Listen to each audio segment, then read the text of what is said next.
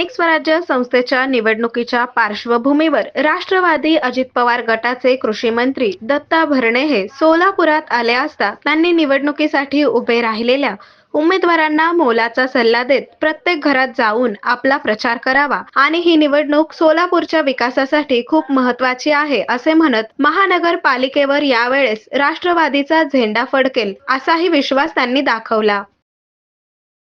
सोलापूर शहरवासियांच्या दृष्टिकोनातून खूप महत्त्वाची आहे आणि उद्याच्या आपल्या सोलापूर शहराच्या विकासाच्या दृष्टिकोनातून महत्त्वाची आहे. राष्ट्रवादी काँग्रेस पक्षाचे आमचे 54 उमेदवार हे घड्याळ चिन्हावरती आणि 3 पूरग्रस्त आणि बाकीचे सगळे आमचे शिवसेनेचे आणि आमची इथं शहरामध्ये युती आहे असे आमचे 102 जागेवरती सगळे उमेदवार हे निवडणुकीसाठी उभे आहे. मी शहरवासियांना एवढं सांगतो की निश्चित प्रकारे आपण हे आमचे जे 102 उमेदवार आहेत त्यांना आपण सगळ्यांनी एक मतदान रूपी जर आशीर्वाद दिला, त्यांना उद्या जर त्यांना एक काम करण्याची नगरसेवक म्हणून संधी दिली तर हे सगळे उमेदवार या शहरामध्ये एक चांगल्या प्रकारचं काम, या शहराचा एक विकास, या शहराचा चेहरा बदलण्यासाठी हे उमेदवार चांगलं काम करतील.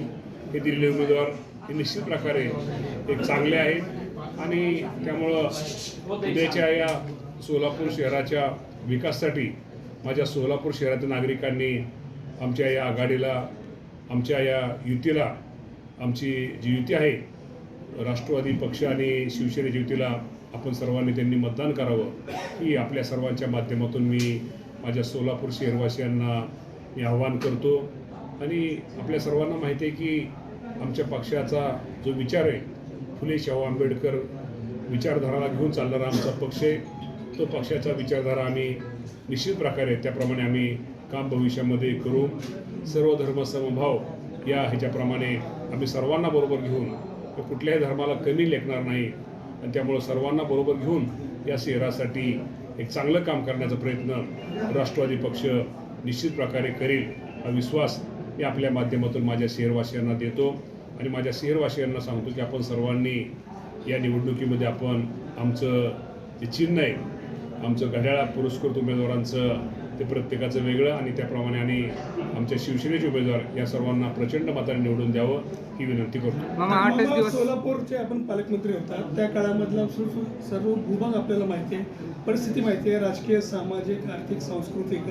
आता सध्याच्या निवडणुकीकडे आपण कशा नजरेने बघताय आणि कोणता अजेंडा घेऊन राष्ट्रवादी काँग्रेस आपल्या उमेदवारांच्या माध्यमातून मतदान करत आहे? आपण करोनाच्या काळामध्ये विषय आपण काढला, आपल्या सगळ्यांना माहिती आहे की तो आपल्या सगळ्यांच्या सहकार्यामुळे आज माझ्यासारखा कार्यकर्ता त्या काळामध्ये या जिल्ह्याचा पालकमंत्री म्हणून काम करत होता.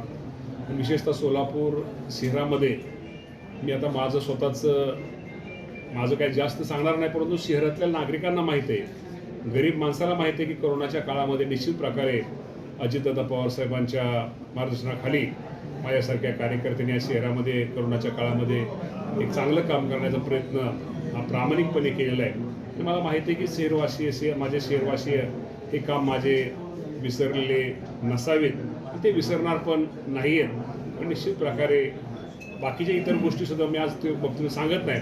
या सोलापूर शहराच्या विकासाच्या दृष्टिकोनातून पालकमंत्री म्हणून जे काही निर्णय त्यावेळेस करणं गरजेचं होतं ते निर्णय घेतलेले आणि सोलापूर शहराच्या विकासामध्ये निश्चित प्रकारे जे काही योगदान देणं गरजेचं ते दिलेलं आहे.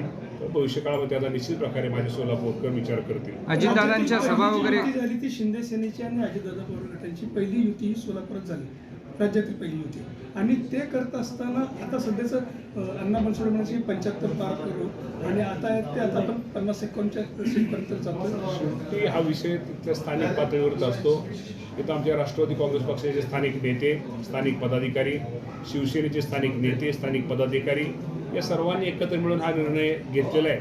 शेवटी युती म्हणून आम्ही सगळेजण एक आहोत आणि राज्याचे मुख्यमंत्री देवेंद्र फडणवीस साहेब असतील, एकनाथजी शिंदे साहेब असतील, अजितदादा पवार साहेब असतील, ही शेवटी युती म्हणून आम्ही सगळेजण एक आहोत.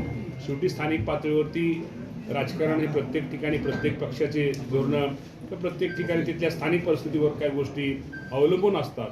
परंतु निश्चित प्रकारे या राज्यामध्ये मी नाव पण घेतो, देवेंद्र फडणवीस साहेब असतील, एकनाथजी शिंदे साहेब असतील, अजितदादा पवार साहेब असतील, हे तिन्ही नेते माहिती म्हणून भक्कम आहेत आणि ते तिन्ही नेते या राज्यामध्ये चांगलं काम करत आहेत. अजून 50पेक्षा जास्त जागांवर आपले उमेदवार आहेत. प्रचाराची काय सध्याची स्थिती आहे आणि मोठे नेते म्हणजे अजितदादा वगैरे सोलापूरला येणार आहेत का? अजितदादा पवारसाहेब सोलापूरला येणार आहेत. उद्या सुनील तटकरे साहेबांची सभा हेरिटेज जे लॉन आहे तिथं तटकरे साहेब येत आहेत आणि त्या बाबतीमध्ये तुम्हाला माहिती आहे की आता सभा किंवा तो जास्त रॅली किंवा जास्त हलगी वाजवण्यापेक्षा प्रत्येक उमेदवारांनी आता सूचना दिलं की आपण प्रत्येकाने घराघरात जाऊन प्रत्येकाने प्रचार करा आणि एक त्या मतदारांना एक वाटलं पाहिजे, तुमच्याबद्दल एक विश्वास वाटला पाहिजे की अरे कुठेतरी उद्याचे नगरसेवक जर यांना निवडून दिलं तरी निश्चित प्रकारे आपला कुठेतरी कामाच्या बाबतीमध्ये आपल्या अडचणीच्या काळामध्ये आपल्या सुखाच्या काळामध्ये हा कुठेतरी आपला विचार करतील हा तुमच्याबद्दल विश्वास पाहिजे.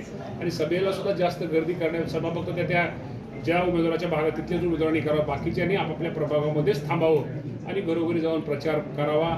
अजितदादा पवारसाहेब राष्ट्रवादी काँग्रेस पक्षाचा विचार हा त्यांनी घरोघरी